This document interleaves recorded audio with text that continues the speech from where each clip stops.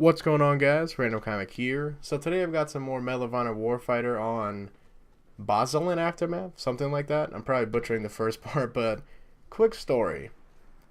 I wish I could have posted more videos actually on Thursday and Friday, but Thursday there was some shenanigans going on with the power, and we lost power the entire day on Thursday and then got it back on Friday afternoon. So that left me without power on Thursday, which I was already ready going to post a video, but that kind of got screwed there.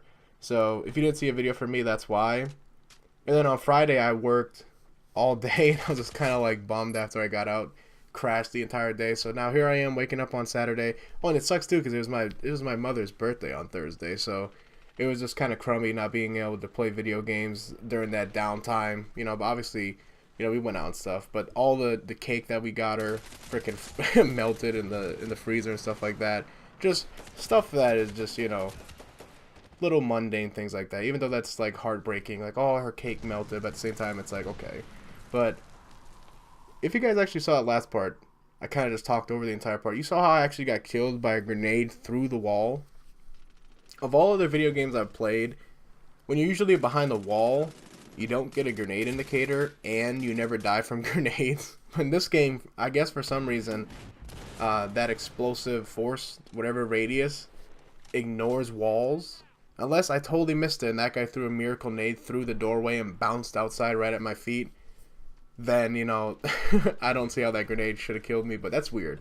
Just so you know, you're not safe behind walls. That's a quick tip. But yeah, the first thing I actually wanted to cover that I've actually talked about in other videos too that I just can't seem to ignore is I seriously can't grasp the spawns in Team Deathmatch. Like in Sector Control and in Hotspot, they are, basically it's easy to read as pie. So anytime I play those, it's like Sector Control is the worst. The spawns are just ridiculously broken, where if you have both your flag and the center flag, the other team is just, fish in a bucket in their spawn. Like, sometimes there's some maps where there's literally, like, if they have that one flag, there's two, like, door width length of how to get out their spawn, and if you just watch those two spots, they can't get out. It's pretty bad. And even here, for, like, a minute or so, the spawns are just, like, broken right here, too. These guys were just spawning with me having the vertical advantage on them, but it's not all bad in this game, man. I actually enjoyed this game. I think the gunplay is really, really fun. All the different guys are fun to use, like the Assault, the Spec Ops. I actually used the, what's he called? The Explosive guy, whatever the hell that guy is. Whoever's in the suit. I can't remember his freaking name.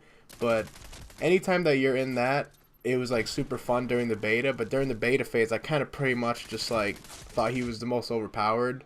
So I stopped using that guy, and I tried to gear towards using the Assault, and then you start to realize, well, the Assault guy has 2 frag grenades and 2 grenade launchers. He's just as bad pretty much. He just doesn't have the suit, but he has all the explosive power and stuff like that. But the most balanced guy, even though he has one of the probably the best ability in the game, the Spec Ops guy, is the only guy that I can actually grasp around how to get spawns, and it's because his ability is to see through walls. And when you're a rusher like me, it helps out tremendously, just because you can always know where people are, and if you're like in a daze, you don't know where you are, you can just throw that up and just make sure that you are safe, and if you have guys around you, try to pick them off in a safe manner.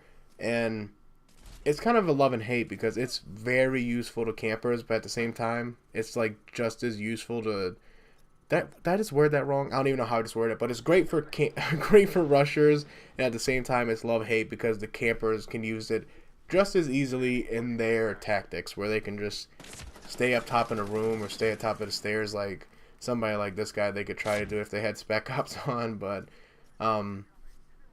he's the most useful tool, especially if you. It's really nice if you could have a little bit of depth in your team when you have like your fire buddy. Like if I'm going to be the Spec Ops guy, I can be the eyes and ears, because I can see through walls. I can call out everybody where they're at, and then maybe the other guy could be like the jug suit type guy, where he could plant bombs and defuse bombs faster if you're playing one of those game modes.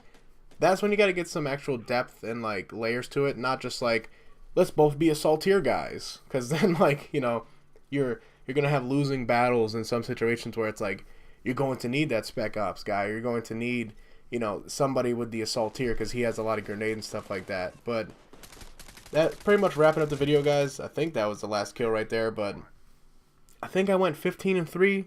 Not the greatest gameplay, not the worst, but it's just average. But thanks for watching, guys. Hope you guys enjoyed it. And let me know what you guys actually think if you bought this game.